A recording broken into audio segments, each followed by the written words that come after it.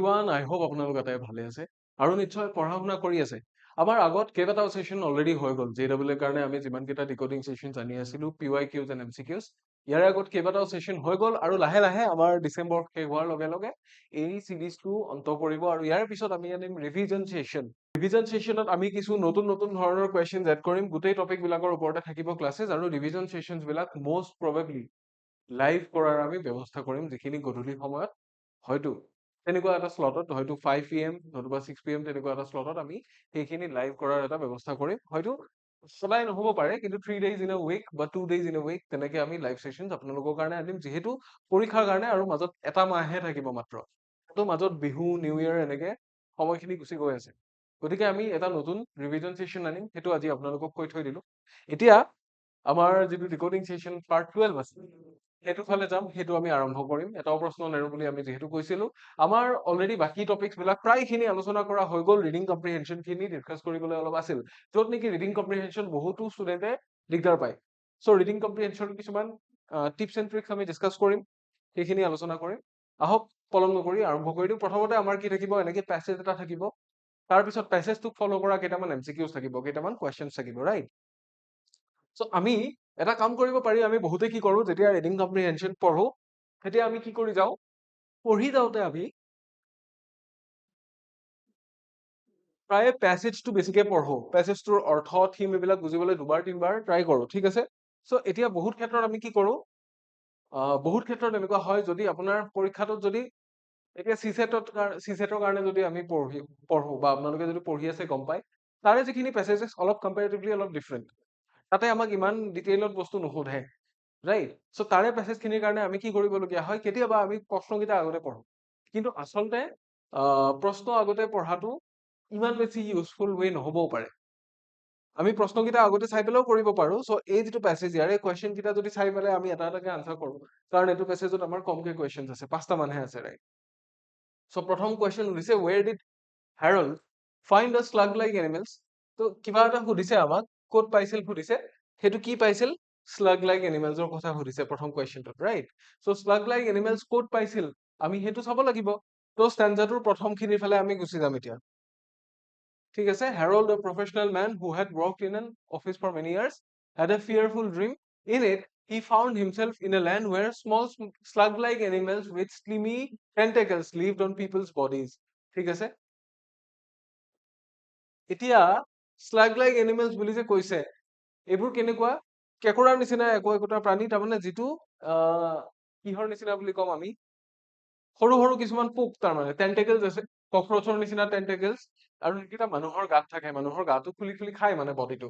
So তেনেকুৱা টাইপৰ প্ৰাণীকেইটা ক'ত দেখিছিল বুলি কৈছে, প্ৰথম কথা ক'ত আছিলে, ইন আ ল্যান্ড, এখন জাগাত আছিলে, মানুহৰ বডিত দেখা পাইছিলে সেই টেন্টেকল থকা সেই স্লাগ লাইক এনিমেলছ কেইটা, আৰু ক'ত আছিল এই গোটেইখিনি, ফিয়াৰফুল ড্ৰিম এটাত আছিল, ইন হিজ ড্ৰিমছ। সো আমি ইয়াৰে আশে পাশে থকা বস্তুখিনি পঢ়ি পেলাই যি পালো, আনসাৰটো দিমগৈ কি, in his dreams, in his office, in his land, then none of the above, কোনটো আছিল, definitely in his dreams আছিল, ঠিক আছে? definitely কোনটো হ'ব, in his dreams. সো এইটো এটা টেকনিক, এইটো টেকনিক হ'ল কি, তেতিয়া যেতিয়া আমাৰ ৰিডিং স্পীডটো কম বা আমি গোটেইখিনি বস্তু পঢ়ি বুজি নাপাম বুলি আমি যেতিয়া ভাবো, তেতিয়া এইটো টেকনিক আমি কৰিব পাৰো যে আমি কিছুমান প্ৰশ্নকেইটা আগতে পঢ়ি কিছুমান তাৰে কিৱৰ্ড উলিয়াই ল'ব পাৰো। কিৱৰ্ড মানে, এতিয়া আমি নতুনকে কি পাইছো, ইয়াতে স্লাগ লাইক এনিমেল, তো এই কিৱৰ্ডটো আমি প্যাসেজটোত ক'ত পাওঁ, কিন্তু যদি গোটেই প্যাসেজটো নতুন হয় আমাৰ কাৰণে, বা প্যাসেজটো যদি যথেষ্ট দীঘল আৰু প্ৰশ্নবোৰ যদি এটাৰ পিছত এটা পেৰাগ্ৰাফ ফলো নকৰি পেলাই য'ৰ পৰা উঠাই দিয়া থাকে, তেতিয়া কি কৰিব, তেতিয়াতো গোটেই সোপা বিচাৰি পেলাই হাহাকাৰ হ'ব ন, প্ৰতিটো এটা এটা প্ৰশ্নৰ কাৰণে বিচাৰি বিচাৰি আকৌ গোটেই প্যাসেজটো পঢ়িব লাগিব। গতিকে আগতে প্যাসেজটো পঢ়াটো বেছি ইউজফুল, আই উড সে। আপোনালোকে এইটো কাম কেতিয়া কৰিব পাৰে, কুৱেশ্চনছ পঢ়ি উঠি আনসাৰৰ ফালে যোৱাটো, তেতিয়া যদি একেবাৰেই একো নাজানে বা একেবাৰেই নতুন এইটো ক্ষেত্ৰত, তেতিয়া সেইটো কাম কৰিব পাৰে। আদাৰৱাইজ আমি প্যাসেজটো ভালকে পঢ়ি ল'ম। সো এজন হেৰল্ড নামৰ মানুহৰ কথা ইয়াতে কোৱা হৈছে, আমি বস্তুখিনি নোট কৰি ৰাখিবলৈ ট্ৰাই কৰিম, ঠিক আছে? এইখিনি প্ৰথমতে ইম্পৰ্টেণ্ট বুলি ভবা বস্তুখিনি নোট কৰি যাম। হেৰল্ড, আ প্ৰফেচনেল মেন, প্ৰফেচনেল মানে হৈছে পেছাদাৰী, তো তাৰ প্ৰফেচনেলি সি কাম কৰে, তাৰমানে he is professional in his field of work, ঠিক আছে? সো প্ৰফেচনেল মানুহজনে কেনেকে কাম কৰে, আমাক সেই বস্তুটো কোৱা হৈছে professional men who had worked in an office for many years, বহুত বছৰ ধৰি এটা অফিচত কাম কৰি আছে। ক'ত কাম কৰিছিল? In an office. ঠিক আছে, কাম কৰা জেগা গম পালো, হেৰল্ডৰ প্ৰফেচন গম পালো। এতিয়া কি গম পাম? Had a fearful dream. কি হৈছিল তাৰ লগত? সি এটা সপোন দেখিছিল। So' in it he found himself in a land where small slug like animals with slimy tentacles. Slimy মানে পাতলীয়া, টেণ্টেকলছ আছিলে এনেকুৱা কক্ৰচৰ যে এণ্টেনা থাকে তেনেকুৱা টাইপ, মানে এণ্টেনা থকা কিছুমান স্লাগ লাইক এনিমেল আছিল, যিবোৰ ক'ত থাকিছিল? মানুহৰ গাত থাকিছিল। প্ৰথম কথা গম পালো হা, হেৰল্ডৰ বিষয়ে গম পালো, তাৰ প্ৰফেচন, অফিচত কাম কৰিছিল গম পালো, সি সপোন দেখিছিল আৰু সপোনত কি দেখিছিল আমি সেয়াও গম পালো। এতিয়া গম পাম কি? The people tolerated the loathsome creatures because after many years they grow into elephants. এতিয়া মানুহে সেই এনিমেল কেইটাক এইকাৰণে সহ্য কৰিছিল, সেই সপোনটোৰ মতে আৰু সাধাৰণতেতো কি হাতীৰ পোৱালিৰ পৰাই হাতী হয়, পোৱালিটোৱে ডাঙৰ হলে ডাঙৰ হাতী হৈ নাযায় জানো? কিন্তু এই সপোনটোত এনেকুৱা এটা সপোন দেখিছে য'ত কি হৈ আছে যে এই যিবোৰ প্ৰাণী আছিল এই প্ৰাণীকেইটাই ডাঙৰ হৈ পেলাই হাতীলে ৰূপান্তৰিত হয়, এইকেইটাই হাতী হৈ যায়। চ' তাৰপিছত কি? which then became the nation's system of transport. চ' তেতিয়াৰ system of transport কি আছিল? সেইটো আছিল elephants, right? So carrying everyone wherever he wanted to go. চ' প্ৰতিজন মানুহকে হাতীয়ে লৈ যায় পিঠিত উঠাই পেলাই, যলে যাব ইচ্ছা কৰে তলে লৈ যায়। চ' প্ৰথম কথা হ'ল হাতীটো তেতিয়া ট্ৰান্সপৰ্টৰ মিডিয়াম আছিল। হাতী ক'ৰ পৰা হৈছিল? এই স্লাগ লাইক ক্ৰিয়েচাৰ্ছ কেইটাৰ পৰা হৈছিল। সেই স্লাগ লাইক ক্ৰিয়েচাৰ কেইটা ক'ত আছিল? হেৰল্ডৰ সপোনত আছিল। হেৰল্ড কোন আছিল? এটা প্ৰফেচনেল মেন আছিল যি এটা অফিচত কাম কৰিছিল। প্ৰথম কথা আমি এইখিনিৰ পৰা গম পাই গলো, ক্লিয়াৰ নহয় জানো? চ' এইখিনি আমি গম পালো প্ৰথম হেৰল্ডৰ সপোনৰ কথা। এতিয়া আহিব তাৰ পিছৰ কথাখিনি চাব যে Herald suddenly realized that he himself was covered with these things and he woke up screaming. তেতিয়া সি হঠাতে ৰিয়েলাইজ কৰিলে যে তাকো এই পোকবোৰে, এই প্ৰাণীবোৰে তাকো আৱৰি ধৰিছে, তাৰো তেজ খাব, তাৰমানে এতিয়া তাৰো বডিত থাকিব, থাকি উঠি এইকেইটা ডাঙৰ হব। তো সি সেই কথাটো যেতিয়া ৰিয়েলাইজ কৰিলে তাকো আৱৰি ধৰিছে বুলি, সি চকমক খাই পেলাই সাৰ পাই উঠিল, সি চিঞৰি দিলে সি। So in a vivid sequence of pictures, this dream dramatized for Harold what he had never been able to put into words. ঠিক আছে? চ' এই যিটো vivid sequence of pictures, এটা কালাৰফুল পিকচাৰ্ছ, এইটোৱে কি দেখুৱালে তাক? Dream dramatized for Harold what he had never been able to put into words. সি কেতিয়াও এইখিনি শব্দেৰে প্ৰকাশ কৰিব পৰা নাছিল, এই শব্দবিলাক। এই সপোনটোক সি শব্দেৰে প্ৰকাশ কৰিব পৰা নাছিল। কিয়? He saw himself as letting society feed on his body in his early years so that it would carry him when he retired. চ' কি কৰি আছে? সমাজখনক খুৱাই আছে নিজৰ বডিটোৰ পৰা, যাতে তেওঁ যেতিয়া বুঢ়া হ'ব তেতিয়া কি কৰিব? সেই সমাজখনে তেখেতক ওপৰতলৈ কঢ়িয়াই লৈ যাব। কেনেকে? He later threw off the security bug and took up freelance work. তাৰপিছত সি security bug কামটো বাদ দিলে আৰু ফ্ৰিলেন্স কাম কৰা কৰিলে। ঠিক আছে? সি কি এক্সপেক্ট কৰিছিল? সি এইটো বস্তু নিজৰ সমাজখনৰ লগত ৰিলেট কৰিব পাৰিলে যে সমাজখনতো আমাৰ এনেকুৱাই হৈ আছে নেকি, যে সমাজখনক তুমি ডেকা থাকোতে তুমি যিমান চাৰ্ভিচ দিবা, তুমি বুঢ়া হৈ আহিলে সমাজখনে তোমাক ওৰ পৰা তলে কঢ়িয়াই নিব, তোমাক তেনেকেই চাৰ্ভিচ দিব, তেনেকে বুলি ভাবিছে চাগে। ঠিক আছে? অলৰাইট, গতিকে এতিয়া আমি কি কৰিম? ইয়াৰে লগত ৰিলেটেড যিখিনি কুৱেশ্যনছ আছিল এইখিনি বস্তু চাম। ঠিক আছে? প্ৰথম কুৱেশ্যনটোৰ আমি অলৰেডি আনচাৰ পাইছো, অপশ্যন এ হৈছে। নেক্সট কুৱেশ্যন কি আছে আমি চাম। নেক্সট কুৱেশ্যন সুধিছে what did Harold throw away? কি দলিয়াই পেলাইছিল? slug like animals, elephants, security bug নে animals with slimy tentacles? কোনটো দলিয়াইছিল? security bug threw away বুলি, কাৰণ মেনশ্যনে কৰা আছে, তাতে মেনশ্যনে কৰা হৈছে যে he threw away his security bug. ঠিক আছে? So option C will be the answer. Easy one. ইয়াৰে পিছত আমি নেক্সট কুৱেশ্যনটোৰ ফালে যাম। তাতে কি সুধিছে?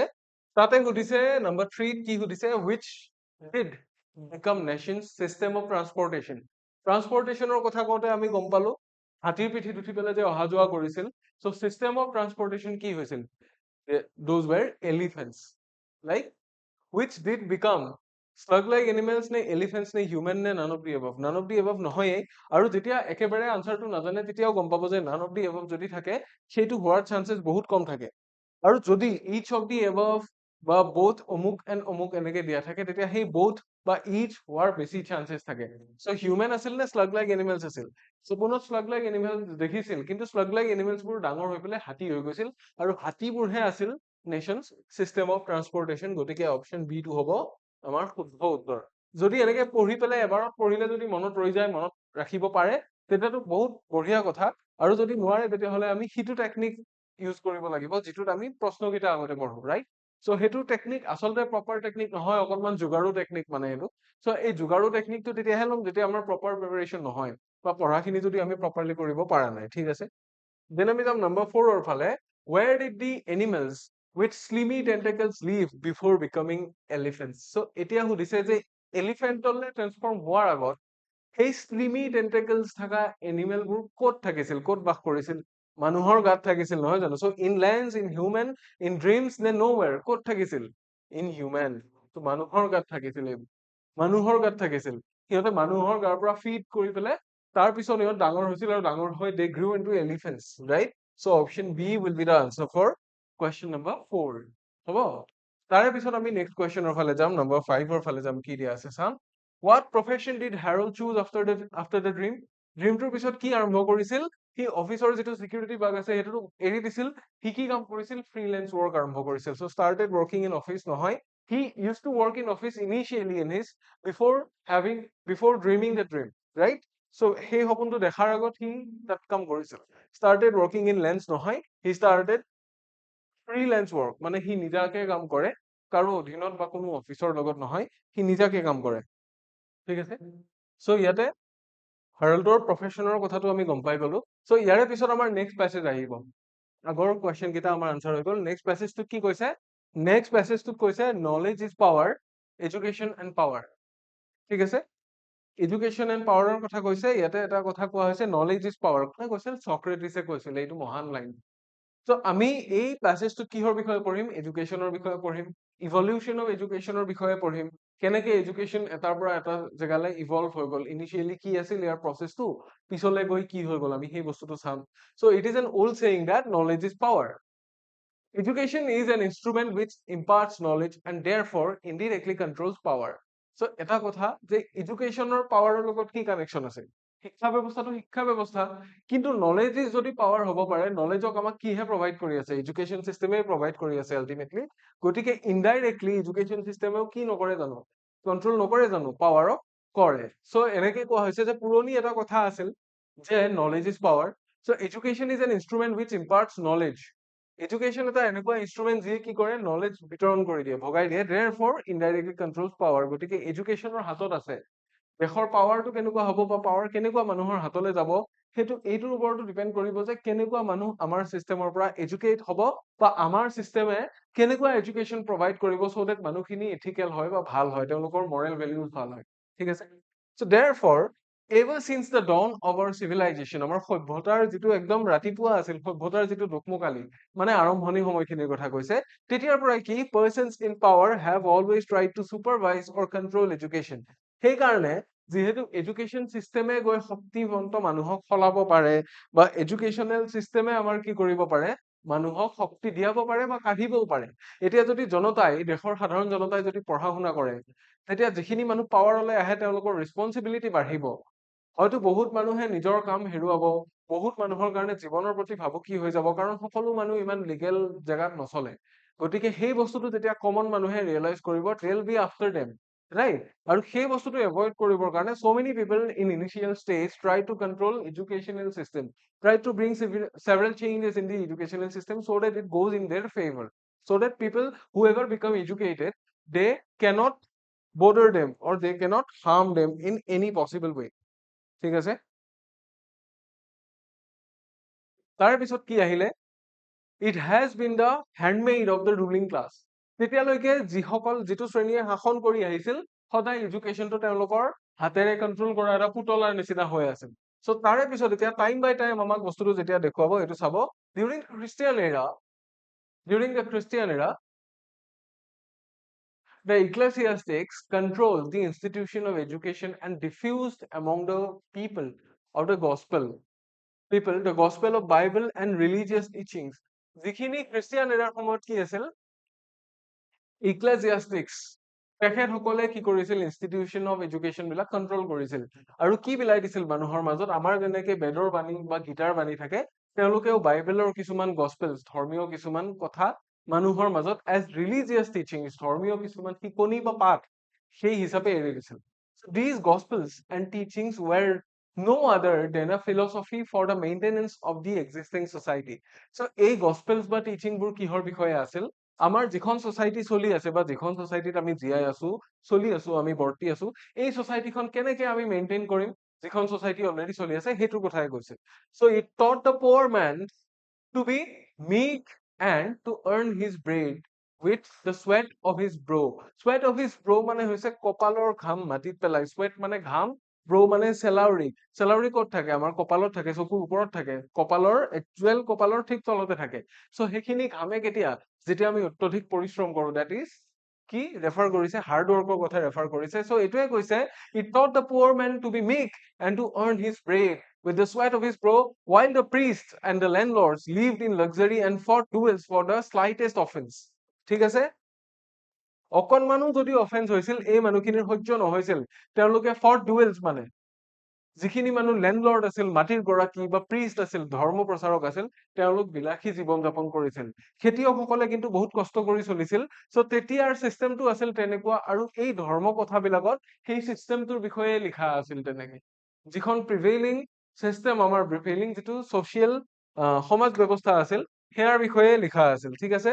চ' during the Renaissance, education passed more from the clutches of the priest into the hands of the prince. In other words, it became more secular. So education to প্ৰথমতে এটা religious teaching টাইপৰ বস্তু আছিল, য'ত gospels বিলাক শিকোৱা হৈছিল from the Bible or from Christianity. But later on it became কি? কাৰ হাতলৈ আহিল? Prince বা যিজন ৰাজকুমাৰ, কাৰণ বাহিৰা কাণ্ট্ৰিত কি আছিলে? ৰজা আছিলে। So ৰজাৰ তেনেকে ৰাজকুমাৰ থাকে, আৰু ৰাজকুমাৰৰ কন্ট্ৰলত এইখিনি বস্তু আহিছিল। So এই বস্তুটো লাহে লাহে secular হৈ গ'ল ধৰ্মীয় হেৰিৰ পৰা। So under the control of monarch, monarch মানে ৰজা বা মহাৰজাৰ কথা কয়, education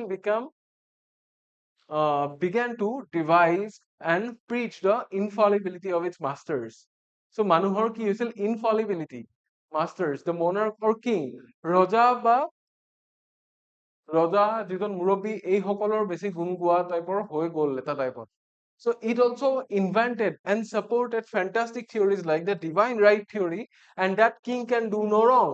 কিছুমান এনেকুৱা theory আৱিষ্কাৰ হ'ল education systemত যে divine right, যে কিছুমান অধিকাৰ আছে ৰজাৰ, বা ৰজাই কৰা কাম কেতিয়াও ভুল হ'ব নোৱাৰে, এনেকুৱা ধৰণৰ কিছুমান theory নিজে নিজে সৃষ্টি কৰিলে, যিহেতু ৰজাৰ হাতত আহি গ'ল। যেনেকে মই কৈছো যে আজিৰ তাৰিখত পলিটিকেল পাৱাৰ থাকিলে এডুকেশ্যন চিষ্টেমটো কন্ট্ৰল কৰে, তেতিয়াও কি আছিল? সুপ্ৰিম পাৱাৰ কাৰ হাতত আছিলে? ৰজাৰ হাতত বা মনাৰ্কজনৰ হাতত আছিল, আৰু তেওঁলোকেও নিজৰ ফেভাৰত যোৱাকে অকণমান এডুকেশ্যন চিষ্টেমটোক কিছুমান বস্তু দি থৈ যাব বিচাৰিছিল।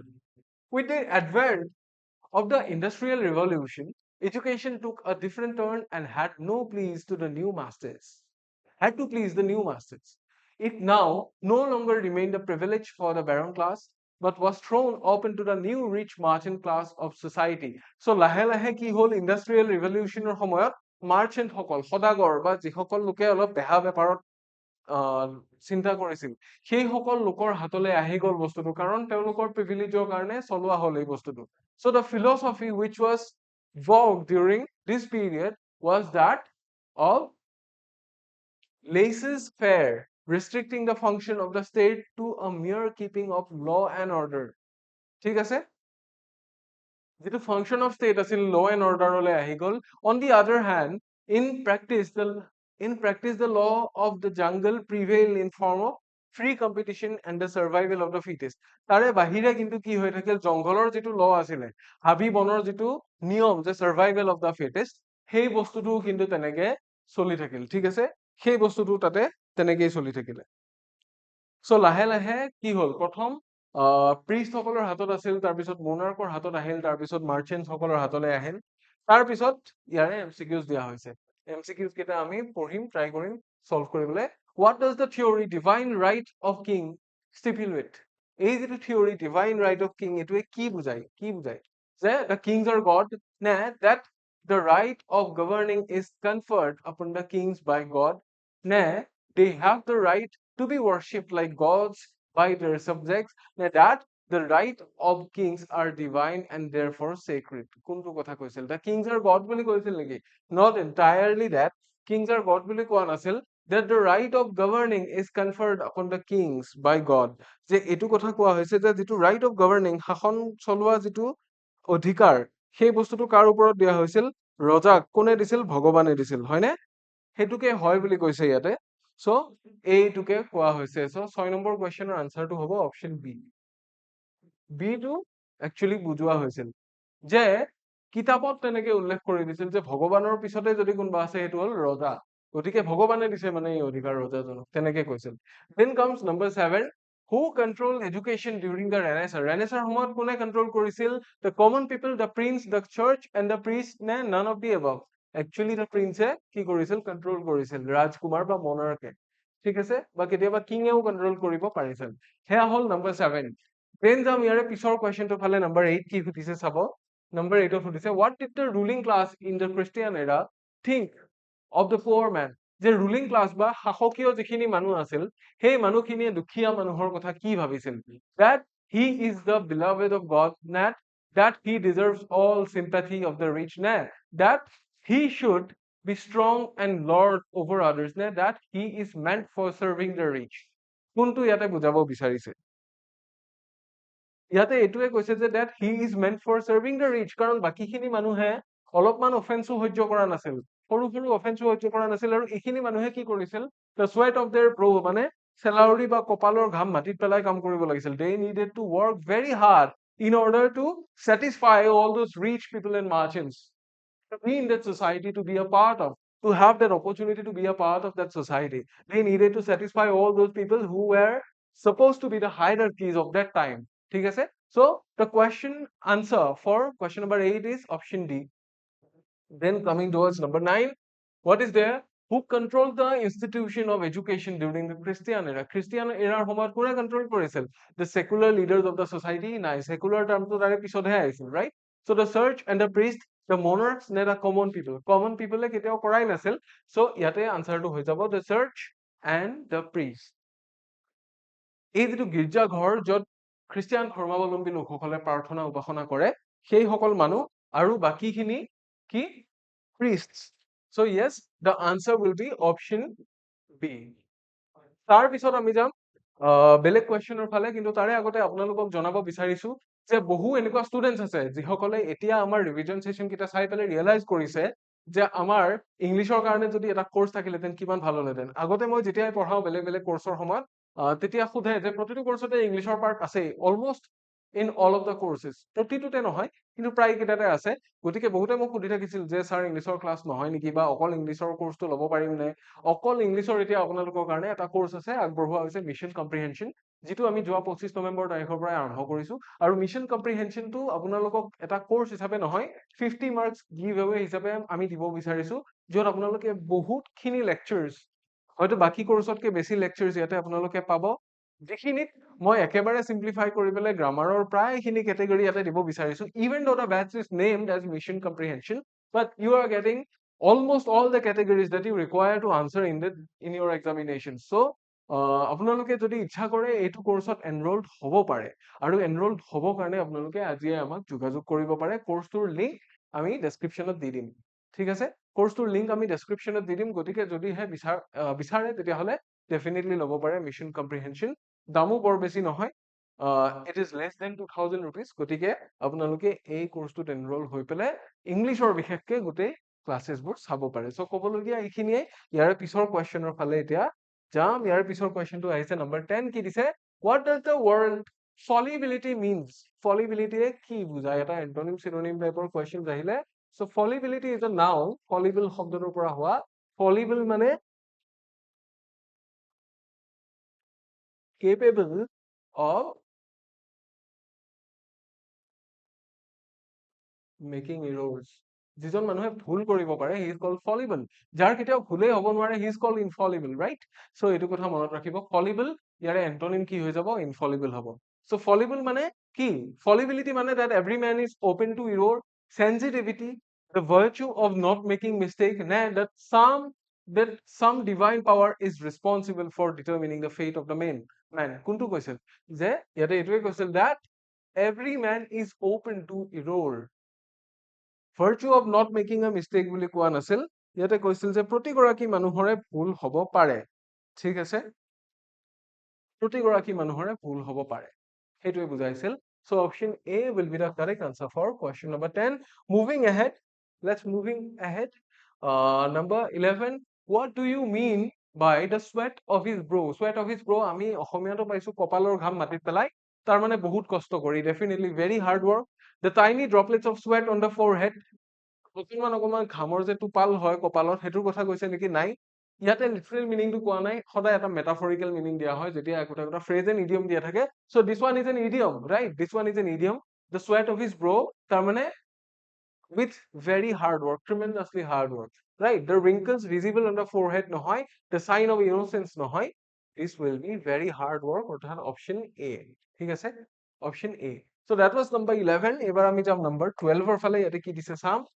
What does the policy of laissez-faire stand for? Laissez-faire ৰ যিটো policy, সেইটো কিহৰ কাৰণে আছিল? Individual freedom in the economic field, নে state control over law and order in society, নে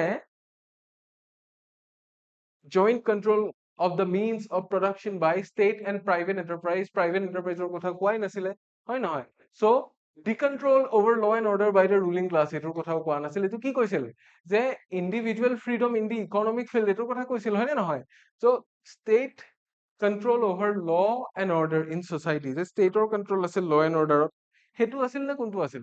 এটো নাছিল. প্ৰথম যেটো আমি পাইছো এটোৱে শুদ্ধ, যে individual freedom in the control economic field, মানে survival of the fittest বুলি যে কৈছিল, সেইটোৱে কৈছিল যে যিজন ইকনমিক্যালি বেছি ষ্ট্ৰং হ'ব, বেছি সাউন্ড হ'ব, সেইজনে বেছি দিনলৈ সাৰ্ভাইভ কৰিব, বা সেইজনৰ সাৰ্ভাইভেলটো কি বেছি শিওৰ শট হ'ব। ঠিক আছে, তাৰে পিছত কি কোৱা হৈছে আমি চাম। তাৰে পিছত number 13 আহিছে, which of the following describes the writer? Writer জনৰ যিটো tone, describes the writer মানে what is his tone of expression? So tone টো ইয়াতে concerned নে unconcerned নে aggressive নে frustrated? Frustrated টো নহয়, কিহৰ প্ৰতি concerned আছিল? Concerned towards the educational system or concerned towards the common people who were going to pursue education. ঠিক আছে, for various reasons they wanted to pursue education, and that is why his concern was towards the common people. So how they are benefited? He wanted to be a part of that educational system. He wanted to bring some changes towards the educational system. And even if that's not true, then also he wanted to make people aware of the evolution of that educational system. So that is why his tone is concerned. We shall we shall consider him or his tone to be concerned about the people, about the common people who were willing to pursue education. ঠিক আছে, তাৰপিছত আহিব number 14, যে gospel means কি? Gospel হ'ল কোৰাণত বা কোৰাণত নহয়, বাইবেলত থকা কিছুমান কি বাণী, যিবোৰ কি হৈছে a teaching or doctrine of a religious teacher or chit chat, rumor নে guidance, কোনটো আছিল? Religious teacher এ শিকোৱা এটা বস্তু, যিবোৰ বাইবেলৰ পৰা বা খ্ৰীষ্টিয়ান ৰিলিজিয়নত যিখিনি আছিল, ৰিলিজিয়াছ বুকছত যি আছিল, তাৰ পৰা তুলি দিয়া কিছুমান কথা, সেইখিনিক আমি কি বুলি ক'ব পাৰো? Teaching or doctrine বুলি ক'ব পাৰো, right? So option B will be the answer for question number 14. Then coming towards the last question of the class, number 15, vogue means কি? Vogue মানে কি হয়? Uncertain, outdated, নে এটা prevailing fashion or style. Vogue মানে হৈছে যিটো already চলি আহি আছে, সেইটোৱে পৰম্পৰাগত, মানে the prevailing or existing fashion or style, সেইটোৰ কথাকে ইয়াতে কোৱা হৈছে. So option C will be the answer. This is not uncertain, outdated or journey. So option C will be the answer for question number 15. So here are all the answers. I have answered all the questions that follow the passages. And in our upcoming classes also, we shall be bringing some uh, reading comprehension questions so that you understand it well, so that it becomes easier for you guys to understand how a question is answered, so you'll be able to connect with it more efficiently. So here's an announcement regarding our Telegram channels. So many of you have been asking us the times of our classes, the links of our classes, and বহুতে এইটো complain কৰে যে কোনটো সময়ত ক্লাছটো হয় আমি গম নাপাওঁ। So আপোনালোকৰ কাৰণে আমাৰ টেলিগ্ৰাম চেনেল আছে। So we are providing almost everything in our Telegram channels, like daily newspapers, current affairs PDFs, and also the links of our classes, the PDFs, and also you'll be getting the posters of our upcoming courses or whatever course we launch, be it crash course or be it comprehensive course, you'll be able to know about it. And also we are giving away some mock tests, be it paid mock tests or be it free mock tests. You'll be able to know about all those mock tests in these Telegram channels. So in order to know all those things, you need to join this Telegram channel by scanning this QR code, or also you can search it by the name eQuipath official Telegram channel. Already 27,000 people are there in that group, so you can join it as well. Also, there's my personal Telegram channel for all of you who are attending my YouTube classes and want PDFs for my classes. Uh, I have my personal Telegram channel uh, for guidances, personal guidances, and also you'll be able to find out all those PDFs of my classes, my YouTube classes in that channel later. So it's now your turn to join these two channels. I hope you do. কাৰণ এইকেইটা join কৰি আপোনালোক নিজে benefited হ'ব। ক'বলগীয়া ইমানখিনিয়ে আজিলে, যিটো সেশ্যন আছিল আমাৰ ইমানখিনিতে সামৰিম। আৰু ইয়াৰে পিছত মই আপোনালোকক কৈ থৈ দিছো যে জানুৱাৰীত আমাৰ কি আহিব। জানুৱাৰীত আমি ৰিভিজন সেশ্যন লঞ্চ কৰিম। এতিয়াতো আমি ডিকোডিং সেশ্যন কৰি আছো, য'ত আমি PYQs আৰু MCQs একেলগে কৰি আছো। জানুৱাৰীত we shall be launching a new revision session which most probably is going to be live sessions. So don't miss it. আৰু যেতিয়া লঞ্চ হ'ব আপোনালোকক মই অলৰেডি জনাই দিম, আপোনালোকে গমেই পাব ইউটিউব চেনেলটো আমাৰ চাই থাকিলে। চ' যদি প্ৰথমবাৰৰ কাৰণে চাইছে ছাবস্ক্ৰাইব কৰিব, আৰু যদি ভিডিঅ'টো ভাল লাগিছে definitely share with your friends. So' ক'বলগীয়া ইমানখিনি আছিল। ইয়াৰে পিছৰ ক্লাছত আপোনালোক আটাইকে পুনৰ লগ পাম বুলি আশা ৰাখিছো। Until next time, take care.